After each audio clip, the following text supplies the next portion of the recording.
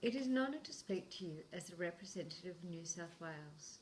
I would like to congratulate my fellow senators and look forward to working with them to create a bright and exciting future for Australia.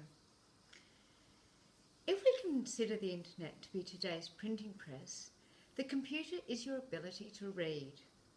We all have access to books, but if we cannot read, they are useless to us. I'm here to speak to you today about the digital divide, the disenfranchisement of our community, and why statistics can be specious even for those of us who work with them every day. Since the early 1990s, technocrats and bureaucrats have discussed the impact of the digital divide, the gap between those who have ready access to computers and those that do not. The effect it has on those in emerging nations is broadly acknowledged. But how are Australians faring?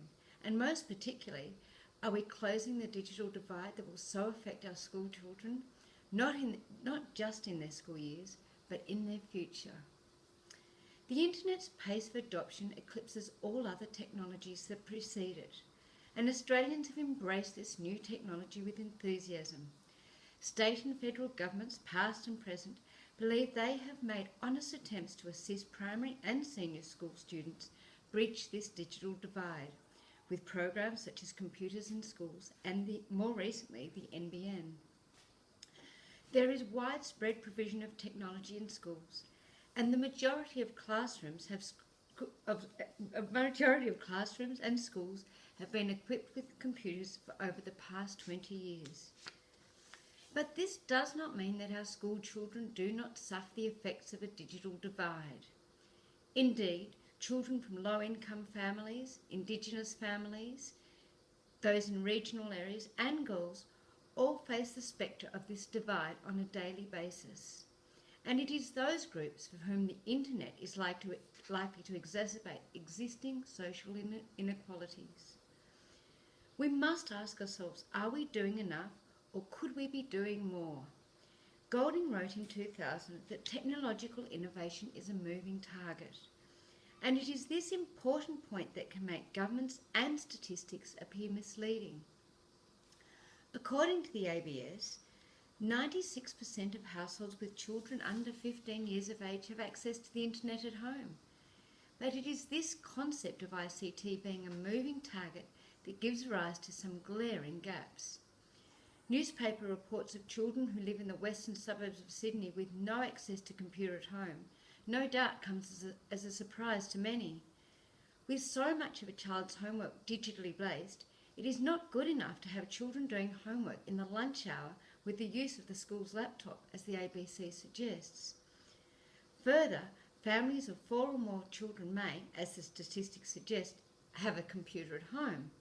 But if a number of children are sharing one computer, there is little hope of them all getting their homework completed on a nightly basis.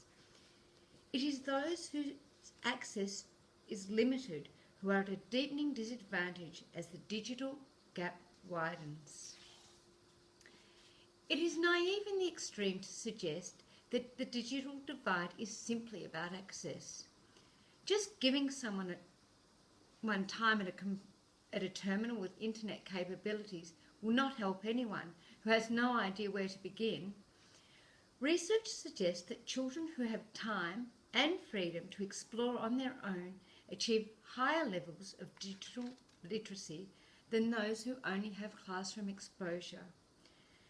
The digital divide can be bridged, but this requires not only access to technology for students, but more importantly, an engagement with content creation. Once a child has access to a computer and the internet, their ICT education has just begun.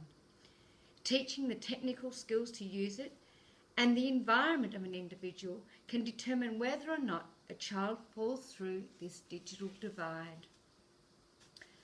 Earlier, I suggested that even statistics are misleading us in this question, and you may wonder why I would suggest that statistics from a reliable source such as the ABS could be misleading. But with 39% of Indigenous households with no internet connection, it is not unreasonable to suggest that of the 4% without internet access, Many of these fall into the Indigenous category. In fact, in 2011, only 69% of Aboriginal children aged from 5 to 14 had used the computer in the past 12 months. This is not about the NBN. While access to broadband may be one part of the equation, multiple factors, material, economic, social, cultural, and technical, all impact on the relationship our children have with computers. It is not all bad news. In some Indigenous communities where computers have been installed since 1985 and training is a complementary part of the program, computers have been excellent for building self-esteem and improving skills in a range of areas such as spelling, reading, writing, and a range of schoolroom activities. However, there is much to be done if we are to bridge this divide. The information superhighway must reach rural areas and other socially and economically disadvantaged groups. With talk of the NAPLAN going online by 2016, these children must not just be provided with computers, but given the freedom to enjoy, to learn, and to be empowered by the amazing resource they can provide. There is no doubt that, like the printing press, the computer is going to change the whole face and state of the world. We have already seen the benefits that the computer can bring, but if we are to break the divide between the haves and the have-nots, we must do more than simply trust that our children have access to a computer. We must give them the skills to understand how to use it. If we want to bridge the digital divide, we need to give our children the power to use technology. Simply having a newspaper does not empower you. It is the reading that breaks the divide between those who have future opportunities and those who do not. Thank you.